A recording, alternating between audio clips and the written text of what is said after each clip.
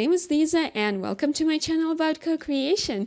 Here I talk about how to successfully use co-creation processes such as hackathons, brainstormings, and collaborative competitions to solve scientific, technological, and business challenges. And today I want to talk a little bit about my journey, about where I started my co-creation journey, my R&D journey. It is mostly connected to one single company, which is called iKNOW-WHO. I started with this company 6 years ago in 2018, and before that I had no experience in R&D. My background is marketing and I've been working in marketing for a while, but 6 years ago my life has changed. It's been a great journey so far, so I just want to talk about how it all started. So as I said, before 2018 I had zero experience with R&D, but I've been a huge fan of science since I was a child. I loved reading encyclopedias. I love learning about the world around physics, chemistry, all this stuff. I loved watching documentaries, but I knew that I would never be a good scientist. I would never be a good researcher. I think it's impossible in my case. But I was still so much in love with this area. I never knew how to get in there. So when in 2018 my boss, the founder of iKNOW-WHO, suggested me to join the company and start working to help companies innovate, I said, yeah, sure, I'm in. Even though I had no experience, I didn't know what they expect from me, but I decided that I have to try, and I was ready to work really, really hard to learn everything and to bring as much value as possible. I still remember my first task. I had to prepare a presentation about the history of inductive charging, and I was really excited to learn more about this. It was a very interesting topic for me. So I just dived in and I prepared a number of slides connected to Nikola Tesla and other events from the history of inductive charging. And the presentation was not bad. So I started working with the company. What is iKNOW-WHO doing? iKNOW-WHO helps large companies, top world companies, solve their scientific, technological, extreme challenges. So the model that iKNOW-WHO uses is based on collaborative university competitions. And this is the method that is created to help companies make real breakthroughs, make disruptive innovations. The challenges that we were working on were always extreme challenges, something that companies have been trying to solve for a while, but were not able to. What is so unique about the method that iKNOW-WHO uses? So first of all, I have to mention that iKNOW-WHO is involved in the whole process, in the whole project from the very beginning to the very end. I know that usually innovation consulting companies, they help clients at the very beginning of the process, they help to find the right partners, but they're not really involved in the process. But iKNOW-WHO was involved in the project itself. The second thing is that iKNOW-WHO uses the method of collaborative university competitions, which is based on practices of Japanese companies in late 80s when they used their external network to make breakthroughs. The founder of iKNOW-WHO got one of his PhDs in Japan, and that's how he learned about these practices. On a very basic level, collaborative university competitions are competitions, but this extra part is added, which is collaboration. And this is something that makes the process unique.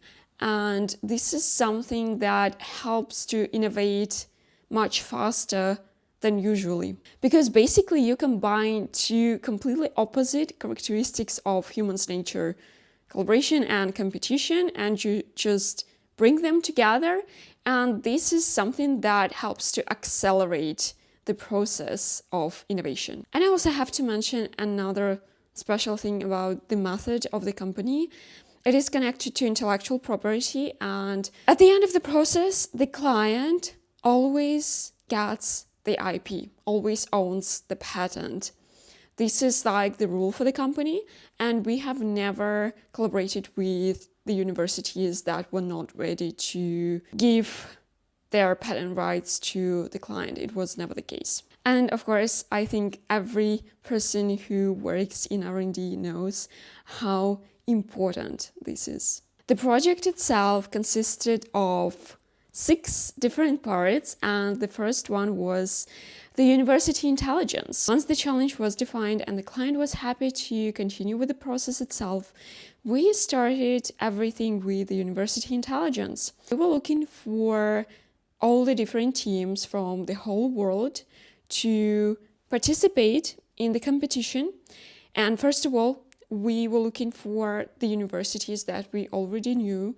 We had quite a wide network of such universities, but also, of course, because there are so many of them in the world, and you can find absolutely brilliant team anywhere. We were looking for universities through different publications, patents that they were making, we were connecting with them and we were enhancing our network. Of course, we connected with the universities from the area of the challenge. Like, for example, if it was connected to polymers, we were looking for polymer scientists, but we were also looking for the teams that were not directly connected to the area of the challenge, to the specific area, to the specific discipline. This is how you get really outstanding ideas. It's just when you find someone who has this understanding of the challenge, but who's been working in a different field. I'm going to give you an example. For one of the food challenges that we had, we invited a team that was building concrete for the moon. They were not connected to food in any way, but because they had this understanding of the processes of the materials, they were able to come up with a solution, and this is the team who won the challenge.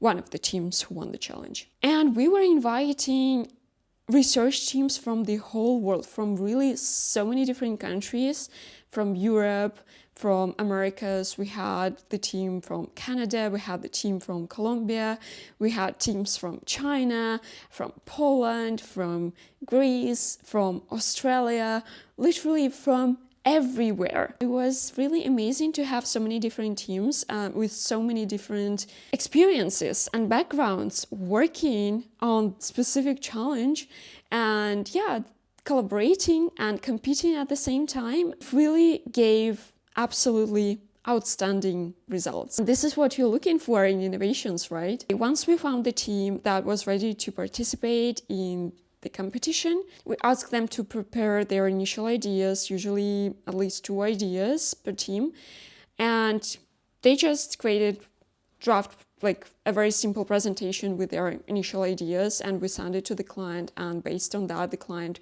was able to make a decision whether they want to continue with the project or not, whether they see novel ideas, whether they believe that this project is going to be a success or not. Usually they continued with the process, and we had the next part coming, which was called the kickoff meeting.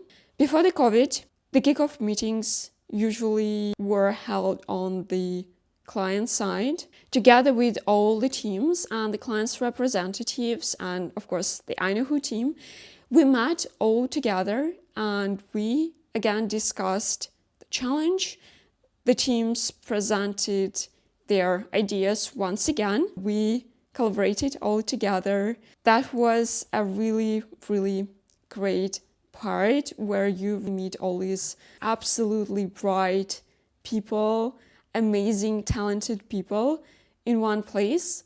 I really loved our kickoff sessions. After the kickoff meeting, the client had a chance to make a decision to not continue with the challenge. But usually, again, they did, and we had the next part, which was called the first half of collaborative competition. And during this part, teams just worked on their solutions in their labs. It was all about bringing their ideas to reality. I have to mention that the outcome of all projects had to be prototypes.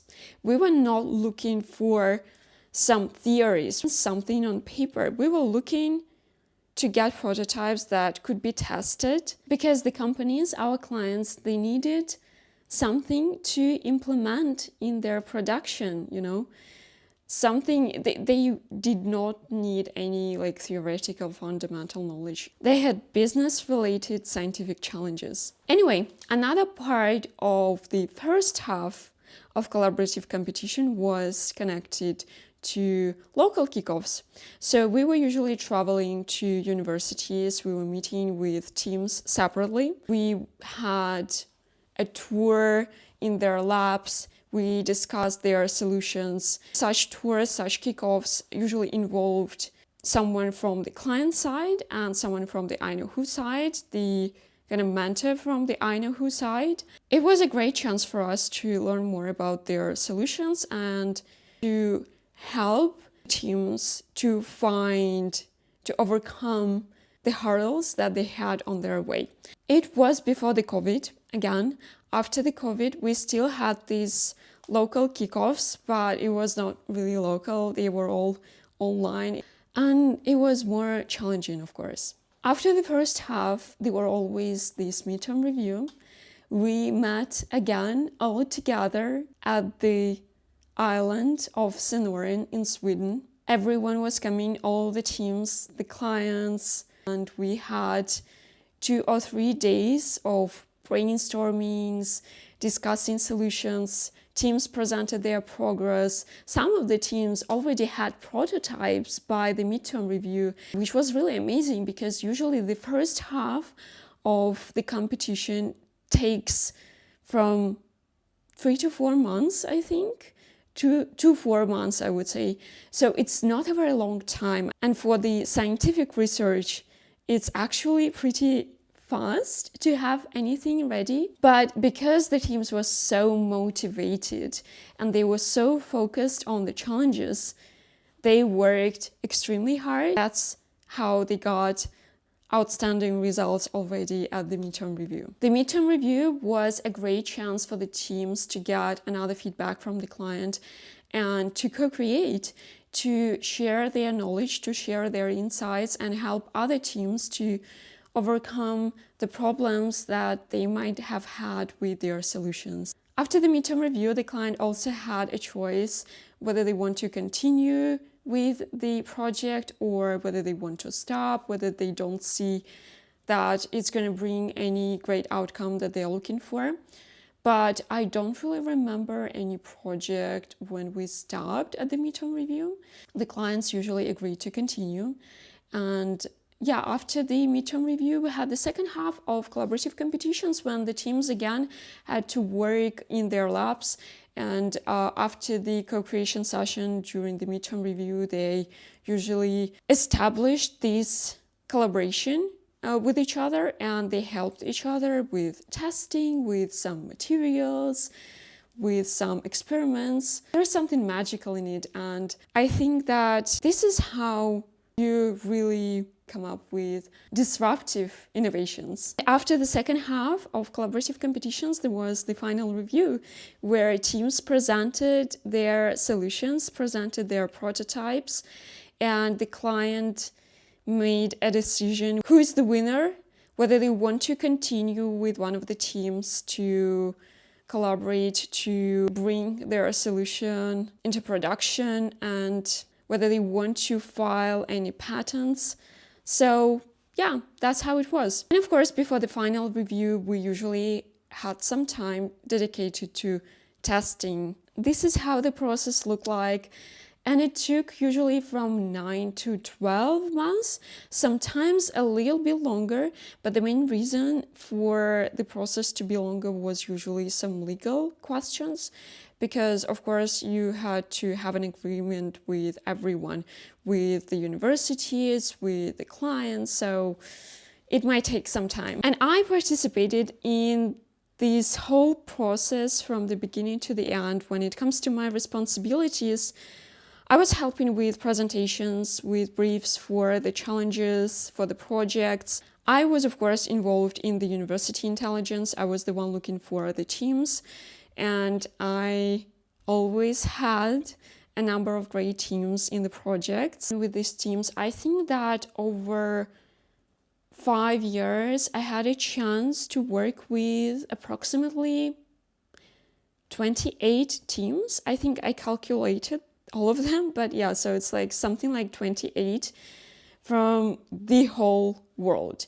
Even though I was kind of assigned for the teams in Eastern Europe, I never followed this way. And I was always trying to get more diverse teams. As I said, not all of my teams, they were from the exact same field as the challenge. I was also responsible for mentoring these teams, helping them throughout the process, helping them to get answers from other teams, from the client, connecting them with other teams as well when they wanted to collaborate. And I was just always there for them. I was just this link between them and the rest of the participants. After I think a little bit more than 1 year, I was able to become a project manager, and the Unilever Project was the very first one that I took this role. I was coordinating efforts, I was coordinating teams and the iKNOW-WHO team as well, and I was organizing different offline and online events. Mostly online, of course, because the Unilever Project was the very first almost fully online project for iKNOW-WHO, because it was 2020 and it was the year when COVID hit. So yeah, we had to find new ways to manage and to organize these competitions. I even had a chance to work on a patent for one of the teams. It was a really interesting experience. I have never done it before, but yeah, I think it was quite good for me to see the process from the inside, how you prepare a patent to be filed. I was also doing a lot of research on potential challenges for our potential clients, from batteries and production of different metals to bio-based packaging. I was looking for recent breakthroughs, for the challenges from these areas. And yeah, there are like dozens of different presentations on all these different areas that I have prepared over these years. I also prepared and conducted a number of co-creation sessions during the projects, not only during the projects that I was managing, but for others as well.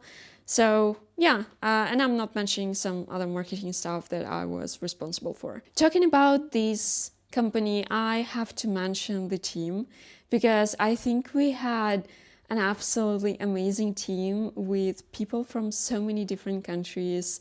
We had people from Switzerland, Sweden, Poland, the UK, France, Germany, Canada, China, Netherlands, from all the different places, really. And it was so exciting to work with each and every one of them, because it was a small team, but every person, I think every team member was so unique and talented in their own way. I learned so much from them. It was really the first time when I had a chance to work with so many people of different nationalities. So if anyone from my ex-colleagues is seeing this, just thank you so much, really.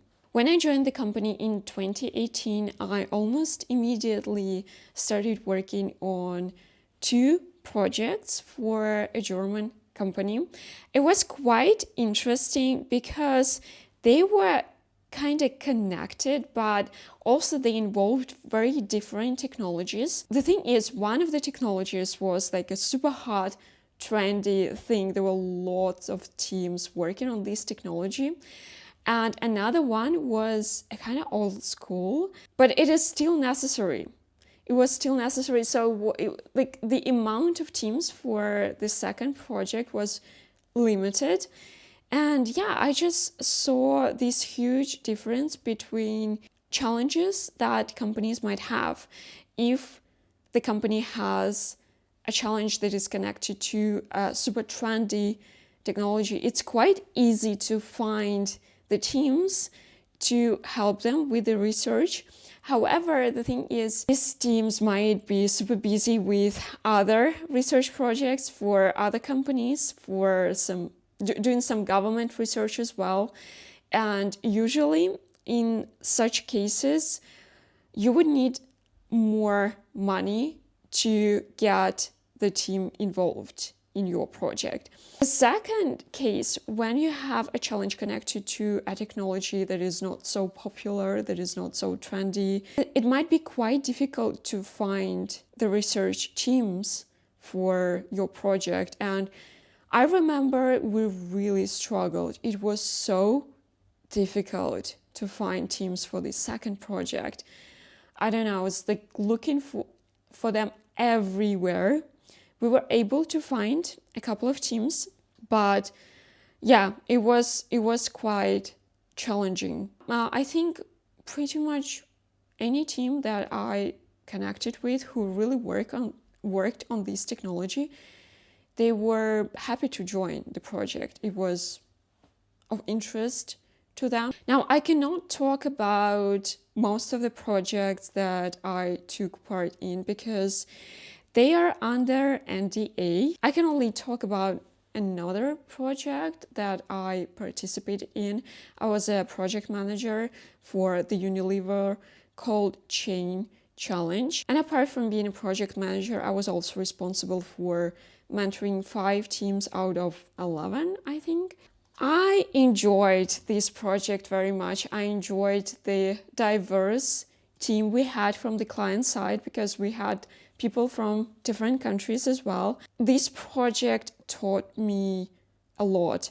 I learned so many things about innovation management from this project, and I just saw the whole co-creation framework differently. We also had this learning session after the project, and we just went through all the, things that went right or went wrong, how to improve them. And when I think about the co-creation processes, I always remember this project and I always think about what I would make differently for this project. I mean, the experience that I got from this one was just incredible. Another project I can talk about is the Kraft Heinz Challenge. It was connected to sustainable packaging. I was not the project manager there, but I mentored teams and I was responsible for conducting some co-creation sessions as well. At the beginning of the video, I said that joining this company was a life-changing experience for me, and it was because I loved my job. I loved doing it so much. Each and every step of the process, I loved looking for the challenges. I loved learning about new areas. I loved really digging into the topics of potential challenges into all these different scientific areas. And I met so many amazing people throughout my job, throughout this whole journey. And it definitely helped me a lot. I already said that I learned a lot from particular projects, but in general, it helped me to become a more open-minded person. It just showed me the world that I was and I still am and I will always be so passionate about. I loved having a chance to help researchers from smaller and not that well-known universities find their way to collaborate with top world companies, with the leading enterprises. And it was one of the most exciting parts of my job. And honestly, I want to continue doing that. And this is another reason for me having this channel, because I know that there are so many outstanding scientists out there from the countries you might have never heard of, from the universities you don't know even exist, but they are there and they can solve challenges, they can make breakthroughs, they can help innovations happen. So I don't know, for me in general, scientists are like rock stars. Like I'm so excited to help them, and I will do my best to continue helping them, to continue helping companies and researchers from the corporate world to find their university researchers and to make great things and make breakthroughs. While I was working for iKNOW-WHO, I had so many different ideas about the model, about the methods, and we tried collaborative competitions for marketing. It was not very successful, and I think I'm gonna share this experience in one of my next videos. I also suggested a new service, a new model that I did not have a chance to implement, but I am implementing it now. I'm working on hackathons for businesses and for R&D projects now. I had some other ideas about how to work with the teams and how to work with their solutions. I hope that I will have a chance to implement them in the future, to make these ideas work in the future. This is how I see my life for many, many years ahead. So I will just continue working on the ideas that I had back then. I see how much can be done in this direction. I'm talking about co-creation in R&D, and now as I have this framework and I know what parts it consists of, and I see a lot of areas, a lot of ways how it can be improved and how to organize more efficient work, more efficient collaboration between all the parties. That's my goal, to find the most effective way to help the corporate world, to help large companies and smaller companies, startups and universities work together, find a common ground and make the process of collaboration between them as efficient as possible. After 5 years in the company, I had to make a decision to leave. It was a difficult one because I was asking myself whether I will ever be able to work in this area again, whether I will ever be able to work with scientists again. But I had to leave. I had to move. Right now, at this very moment, I know for sure that I will continue working in this direction.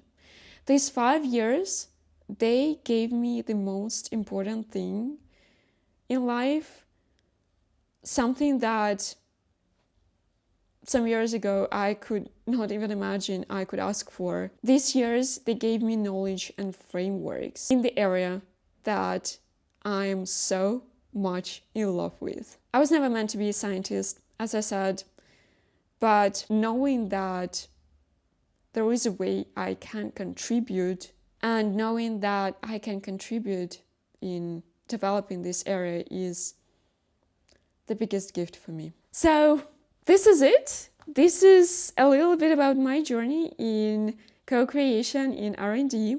I don't know if you have any questions, but if you do, just let me know in the comment section. I will be happy to answer them. And see you next time and have a great day. Bye.